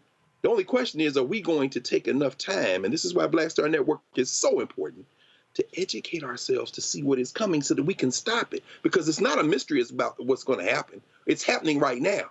These cops, these punk-ass cops, half of them, 3/4 of them, however many of them, without college degrees, taking the opportunity to take their little manhood between their tweezer fingers and go beat up a bunch of children because they're loving it, sitting on horses, strapped in like they fighting the military. These punks are the same ones that were in the Know-Nothing Party in the 19th century. They were the ones who wanted to be in the Hitler Youth, but since they couldn't, did the America First stuff in that same 1930s Dana Bash.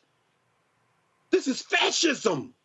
And our people worried about rap beefs, who's going to be on the Shade Room, and not supporting the Black Star Network in a moment when we can get all of that momentum if we can simply take our time, keep putting this message out, and touch each other in the way that Reverend Barber laid out. This is a fight, not a fight for America, not a fight for foreign policy or domestic policy. This is a fight literally for survival, for human survival. We're on the brink, and we got to do something about it, and this is part of that work. Folks, you talked about, Greg, what's happening in the Congo. In Haiti, Haitian gangs have launched new attacks in the country's capital days after the swearing in of the Transition Council. Reports indicate that the 9-person council that was inaugurated a week ago could not agree on a prime minister. The infighting had some council members threatening to quit. Yeah, that's crazy. Donna Gianfalo is the executive director of the Black Alliance for Just Immigration. She joins us from Denver, Colorado. Glad to have you on the show. Nana, first of all, before I get to Haiti, I do want to get your thoughts on that ad on how Republicans are trying to use the immigration issue against Black people in playing into what, and I've heard this for years, this increasing anti-immigration sentiment among African Americans. Yeah, I was listening over here just shaking my head. Thank you, Roland, for having me on. Just shaking my head because they know what they're doing. They know that the Black community, the African American community in particular in this country, has been so abandoned. And that they are part of the abandonment in terms of resources, in terms of attention, in terms of folks being able to have the things that they need and deserve based upon being human beings, but also based upon the legacy of what African Americans have built in this country. And they know that that abandonment has happened. And they know that they aren't, when they talk about quote unquote illegal immigrants, they know what they mean. They're referring to non-white immigrants and trying to make that pit. And, I wonder, you take a place like Chicago, do you know that they resettled 20,000 Ukrainians in Chicago? 20,000. Over 200,000 Ukrainians have come into this country, either as refugees or asylum seekers. Who is wondering about that? Who is fighting that? Who is even bringing that up in the conversation? No one, because they're white. And they're the ones who were actually taken care of by this government. They're the ones whose rent was actually paid. And the people. So how do you counter it? How do you counter how they're trying to target Black people? Because I've been saying for years to Black people, and I even get Black people when I say that you got Black immigrants, and I hear some Black people say to hell with them too. Even though right now 10% of the African American population in the United States are immigrants. Absolutely. And 20%, if you include people such as myself who were born in this country, that's 1 out of every 5 Black people, right? And that's not a small number, 20% of the Black population.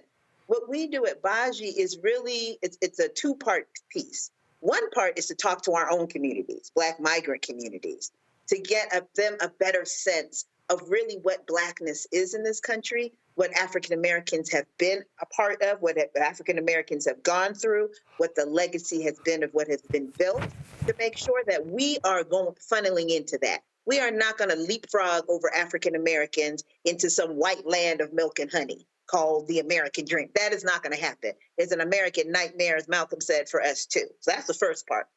The second part is to speak to African Americans and remind African Americans that you are considered foreign in this country. Let's not pretend, as the sister just said earlier, this attack on the 14th Amendment to make it so that people like me who were born here are not citizens is the only reason that African Americans are citizens of the United States of America. And so this idea, when you talk about moving, everyone moves, right? But when African Americans moved, it was called a great migration, because that word migrant is applied to people that this country believes are not really a part of this country. And so having that conversation to make folks understand, we have to expand what Blackness is in order to build power. White folks expanded who it is to be white to build power. Brown folks expanded who it is to be brown to build power. Black folks, we got to expand what it means to be Black if we're going to build the kind of power we need to not become the more diminutive power minority, quote unquote, in this country. So share your thoughts on what's happening in Haiti. So what's happening in Haiti is a takeover. It's a continuation of the takeover that you know so much about, Roland, in the way in which the United States, in which France, in which Canada has always been interfering in the business of Haiti. And so, yes, Haiti has a situation in which there is rampant violence, a situation in which people are food insecure, a situation in which people are really in a state of survival and trying to make it happen. And all of that is the result of what has been Western policy, U.S. policy, from the kidnapping of Aristide, a duly elected president of Haiti in 2004, to 100 years before, up until today. And this council that you talked about is a council of which nary a single person was elected by the Haitian people, was nominated by the Haitian people. This is all the outside, be it the CARICOM, the Caribbean community, being the black face, basically, of the United States, France, and Canada, to bring these people together who represent every failed government and Western-backed government that Haiti has had, put them all in a room together and said, hey, now you're going to run the country. And the first thing they do, or the second thing they do, is to elect as a prime minister a person, Fritz Belizaire, who was the sports minister in the 2000s. That gives you a sense. With the requirement that this council allow a multinational police force led by Kenya, which ain't got nothing to do with Haiti, again, black-facing the violence, to come in and supposedly be able to quell this violence that's happening in Haiti. We know that it has to be a Haitian solution that comes from the Haitian people. That's what we know from how we address violence in this country, how violence is addressed in the favelas of Brazil, and everywhere that Black people are around the world. We are the ones that have to come up with a solution, and there should be nothing about us, as we say, without us. And that's what we have with this council and what's moving in Haiti right now on the political level. Questions from the panel, Greg? Thank you, Roland, and thank you, Sister Nanai. As you say, the blood of the Ghanaian people runs through the veins of Haiti, and so many Africans got taken to that island from West Africa. So thank you for your work, and thank you for the work of Baji. How can we get folk to understand and ultimately address this division between the people and the privileged? I mean, this whole show, beginning with Reverend Barber, the question of what the people need, but then you got this bourgeois elite here in the United States, and of course in Haiti, never been allowed to develop. When you frame that, I think about how Preval was there, and now here's this guy who was working with Preval, but the only reason Preval was there because the U.S. took out Aristide. And am I correct to say that the Montana group, and especially Lavoyas, those were the two cats that were like, hey, y'all pick this guy and then tell us what is going on. Should we leave? How should we think about the division between the people and the privileged in Haiti, especially finally as some of these armed militias are now clamoring for a seat at the table, and this cat, Cherizier, said, where these guns coming from? Well, some of these bourgeois Negroes in Haiti hired y'all and used the guns, and now the people are looking like, we need somebody. How can we separate out between the people and the privileged as a way to try to understand what can and can't be possible in Haiti? So some of it, if you have the time to look at it, is you follow the money, because the money is telling us what's happening. I mean, Haiti is always described, as so many of our majority Black countries are described, as impoverished, and yet there are people living it up. You know what I mean? They talk about the violence of Haiti. They talk about, we see the images with the shooting, but, there are areas where nothing is happening.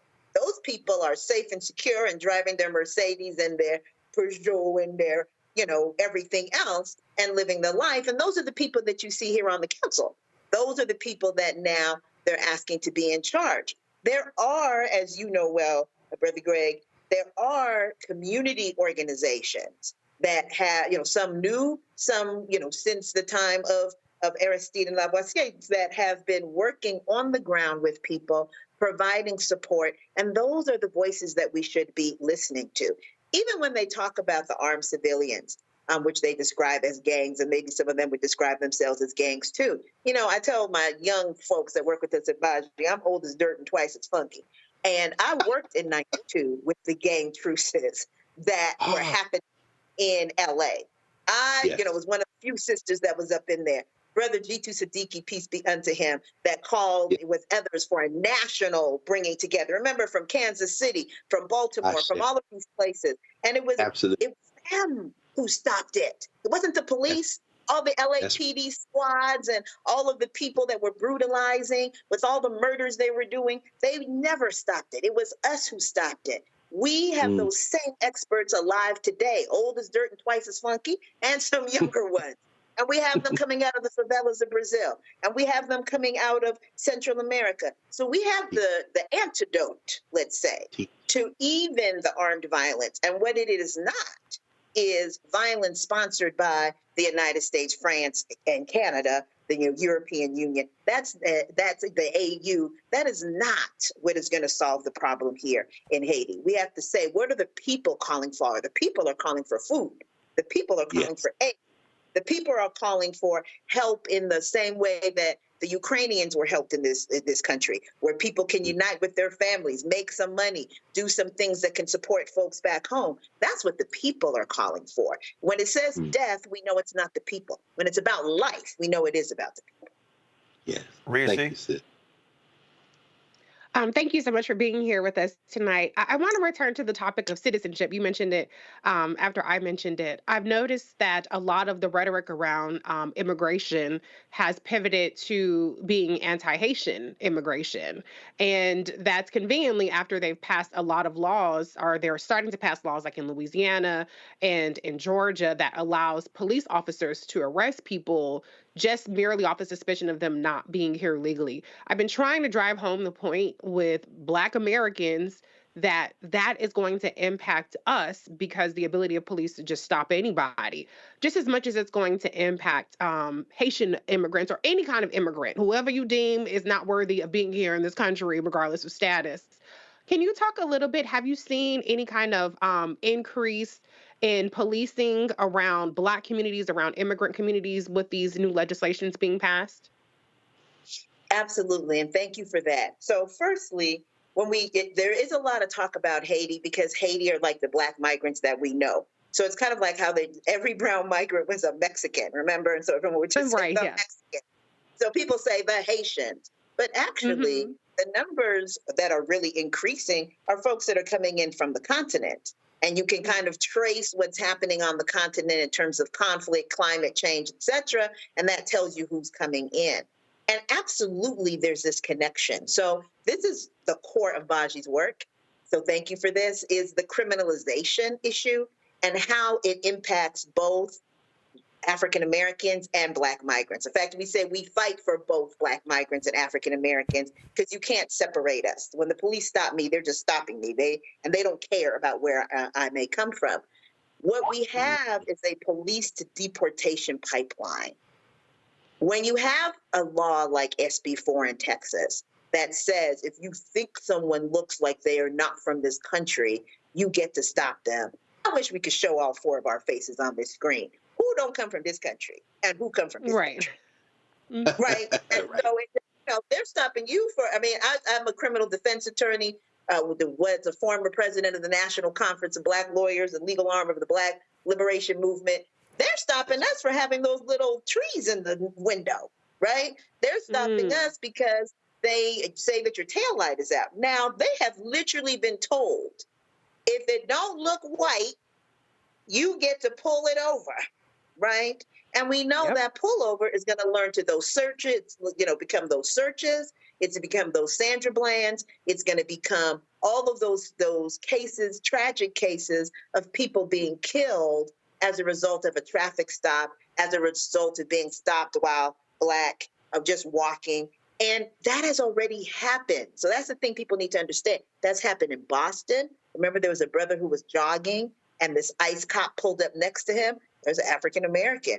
He didn't know what the brother was. He just knew that he was Black and he wanted to be able to stop him. This is an ICE cop. It's not even a regular, local law enforcement cop. You've had Black people who are African American who have been deported because in the moment they weren't able to produce a passport. How many of our people in this country have U.S. passports? I mean, how many of us have our passport? How many of us are walking around with our birth certificate in our pocket? And so to both of your points, or all three of your points, when fascism gets entered into this, now it becomes a no rules, no holds barred. You'll be trying to explain to people that you're not really from Panama, but you'll already be in Panama in a prison that has been designed and set up and paid for and organized by the U.S. government. And I'm talking about all the administrations, including this administration. Well, it's a whole lot to digest there. And again, you know, our goal is to let folks know, provide different information, and I just keep trying to explain to people. And I mean, I get these folks sitting here, oh man, you trying to sit here letting all these immigrants in, and I keep trying. I'm like, guys, y'all can sit here and complain all y'all want to, but there are people in this country who are from Bermuda, Haiti, Jamaica, who are from a number of different African nations as well. And if you act like that those numbers don't have an impact on voting areas, look, I'm from Houston. Houston has the largest Nigerian population in the United States outside Nigeria. Houston does, because many of them go to Texas. We have the highest proportion of naturalized citizens, right? So we are not mostly undocumented. We are mostly the people who are able to vote. Shirley Chisholm's parents were from the Caribbean. I mean, you know, Kwame Ture, Black Power, Trinidad. Like, this is not a new hookup. We've been here. Inse Ufot, who used to be the ED of New Georgia Project, running around getting 800,000 people with that crew registered to vote in the state of Georgia. She came here when she was 12 and became a naturalized citizen. We are here. We've been here. We're not going anywhere. Let us build power together instead of falling into this trope that then sends people in directions that we don't want them to go in, where they're actually working against the legacy that African Americans and others have built together. I keep trying to tell folks that, and so we appreciate it. Thank you so very much. If folks want to get more information on your organization, where do they go? They go to www.baji.org.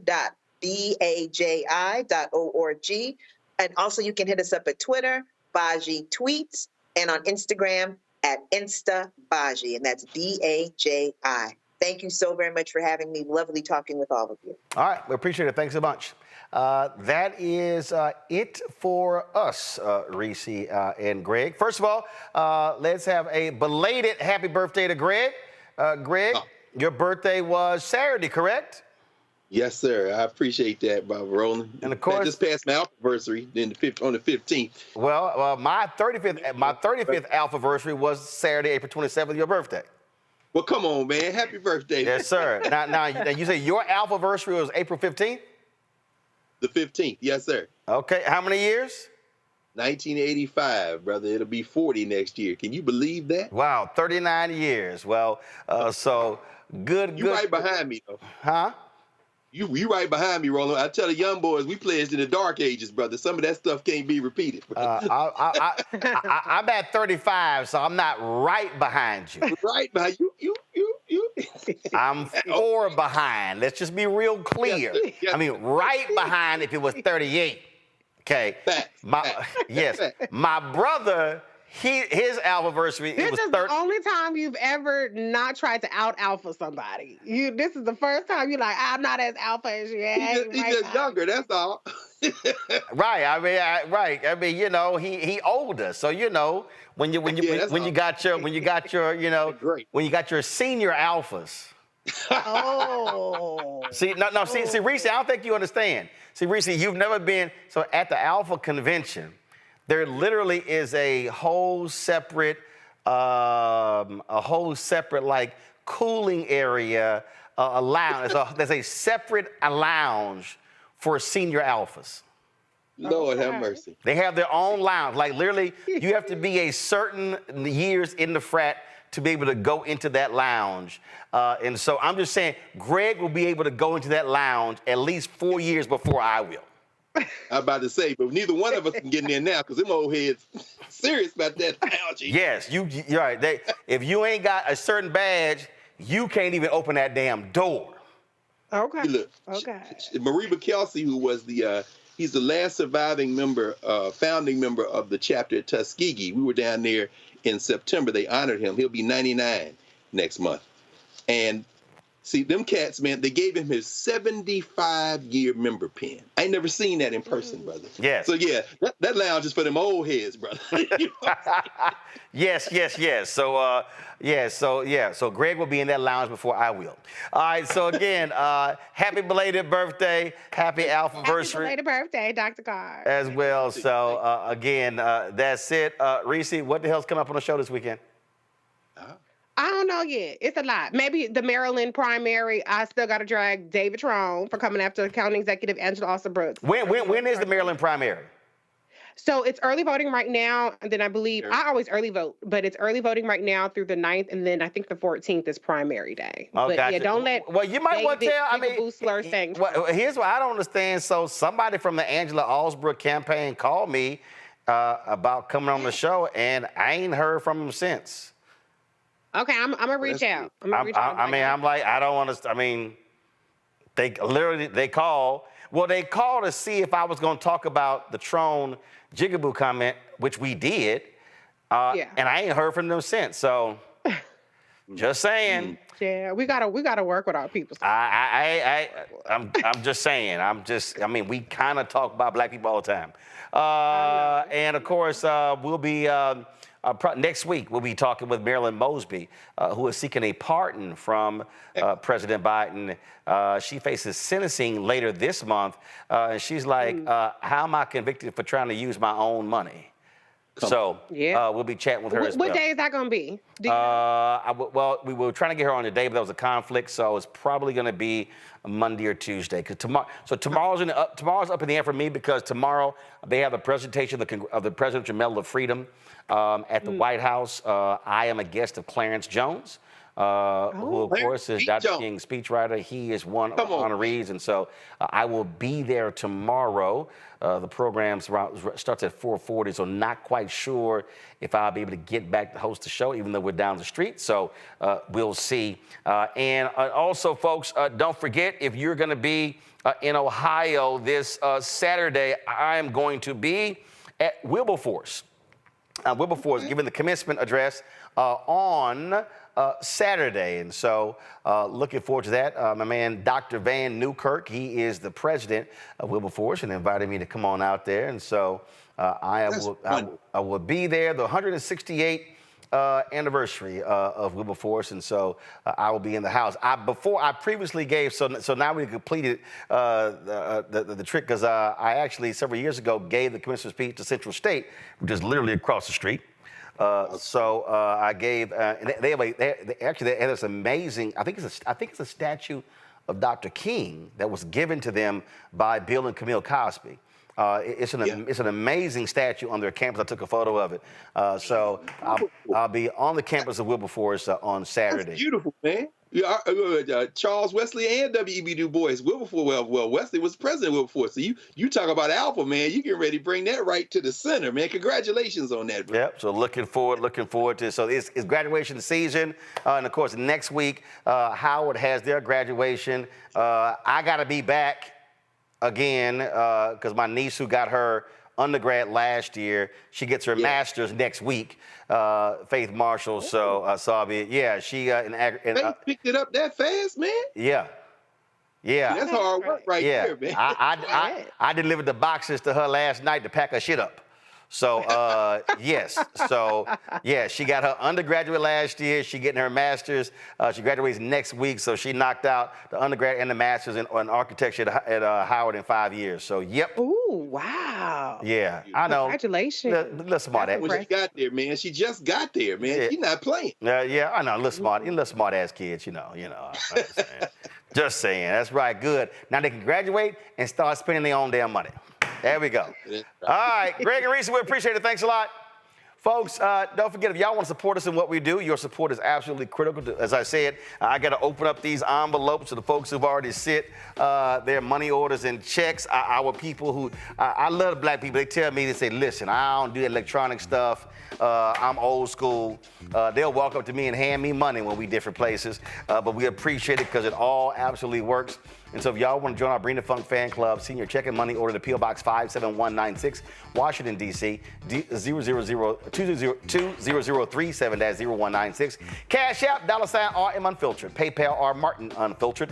Venmo is RM Unfiltered. Zelle, Roland at RolandSMartin.com, Roland at RolandMartinUnfiltered.com. You can also, of course, download the Black Star Network app. Y'all, we need to get to 100,000 downloads. It's taking too long, okay? Apple phone, Android phone, Apple TV, Android TV, Roku, Amazon Fire TV, Xbox One, Samsung Smart TV. You can also, of course, help us by getting my book, White Fear, How the Browning of America is Making White Folks Lose Their Mind. Available at bookstores nationwide. Download the audio version on Audible. And I have select copies of The First, President Barack Obama's Road to the White House, as originally reported by Roland S. Martin. Some great interviews in there with Erica Alexander, Spike Lee, Malik Yoba, all kinds of Hill Harper, and so many others. Also, you got photos in there. You got a DVD of my NAACP Image Award winning interviews with then Senator Obama and Michelle Obama. All of that. I cut the price down, $10 for the book, $5.99 shipping and handling. I'm personally autographing all of the books. And so, you want to get your copy? I do not have, I'm trying to tell you, once I sell all of these out, I'm not actually printing any more. So you want to get your copy, go to RolandSMartin.com/thefirst, RolandSMartin.com/thefirst. And don't forget to get your Shibori pocket squares, your custom feather pocket squares, by going to RolandSMartin.com/pocket squares. That's it, folks. I'll see y'all tomorrow. Maybe. Actually, I will see y'all. I'll send some video from the White House. And of course, Wilberforce, I'll see y'all on Saturday as well. All right, folks, that's it. Y'all know how we end the show. And so y'all know it's been a little warm in D.C., so I had to crack out, the straw hats. That's it. I'll see y'all. Holla! Black Star Network is here. Oh, no punch! I'm real revolutionary right now.